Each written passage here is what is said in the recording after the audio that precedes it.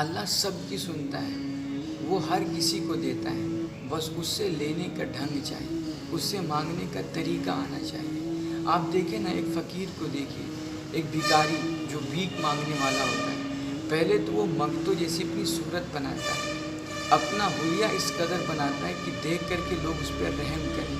وہ پھٹے پرانے لباس پہنتا ہے اور اپنے اندر عجز و انکساری پیدا کرتا ہے، لہجے میں درد لاتا ہے اور پھر کسی کے سامنے ہاتھ پھیلاتا ہے۔ کبھی کبھار ہم اور آپ اس کو جھڑک بھی دیتے ہیں، اس کو ڈانٹتے بھی ہیں، بھگانے کی کوشش کرتے ہیں، مگر پھر بھی وہ اڑا رہتا ہے، ڈٹا رہتا ہے۔ 2 4 10 روپے کے خاطر وہ یہ سب کچھ برداشت کرتا ہے، تب جا کر کے اس کو کہیں 2 4 روپے ملتے ہیں۔ یار، ہم اللہ سے تو دنیا کی دولت مانگنے چلے ہیں، اس سے آخرت کی بھلائی مانگنے چلے ہیں، اس سے علم و حکمت جیسی بے بہا نعمت مانگنے چلے ہیں، اقتدار اور سلطنت مانگنے چلے ہیں، تو ہمارا بھی حق بنتا ہے کہ ہم اپنی صورت، اپنی حالت فقیروں جیسی بنائیں۔ اس کریم کی بارگاہ میں جائیں تو پہلے اس کی بارگاہ میں ماتھا ٹیکیں، جھکیں، اس کی بارگاہ میں عجز و نیاز پیش کریں، تذلل لائیں، انکساری لائیں، اپنے اندر خلوص دل سے مانگیں، درد کے ساتھ مانگیں۔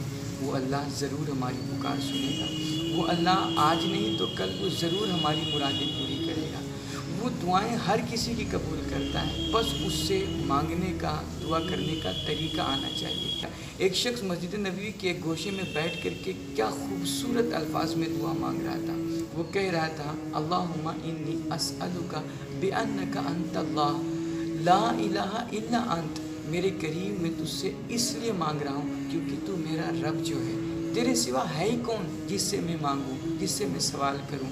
میرے مالک، میں فقیر ہوں، تو غنی ہے، میں محتاج ہوں، تو بے نیاز ہے، میرے کریم مجھے عطا کر دے۔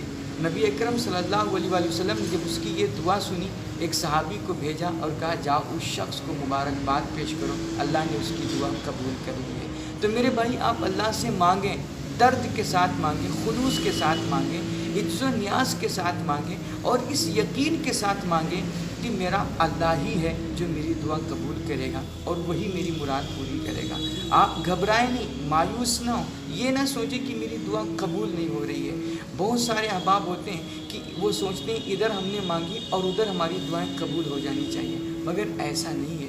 کبھی کبھی اللہ کو ہمارا یہ مانگنا، اس کی بارگاہ میں گڑ گڑانا اس کو بہت پسند آتا ہے، جس کے سبب وہ ہماری دعا کو قبول کرنے میں تاخیر فرماتا ہے۔ اس لیے جب دعا قبول ہونے میں تاخیر ہو تو آپ گھبرائیں نہیں، یہ بھی سوچا کہ شاید میرا مانگنا میرے اللہ کو پسند آ گیا ہو، اس لیے آپ اس سے اور عز و نیاز کے ساتھ مانگیں، اور گڑ گڑا کر کے مانگیں، ضد کر کے مانگیں، اصرار کے ساتھ مانگیں اور مانگتے جائیں۔ آج نہیں تو کل، دیر یا سویر آپ کی مانگ اللہ ضرور پوری کرے گا، آپ کی ہر دعا قبول ہوگی، بس آپ مانگتے جائیں۔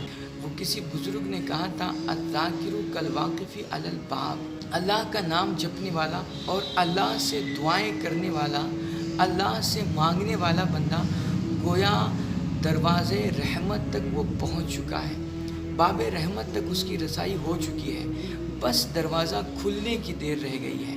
اس لیے اب آپ مایوس نہ ہوں، اگر آپ کو دعا کی توفیق مل گئی ہے تو اب جان لیجئے آپ کی دعا بھی قبول ہو کے رہے گی۔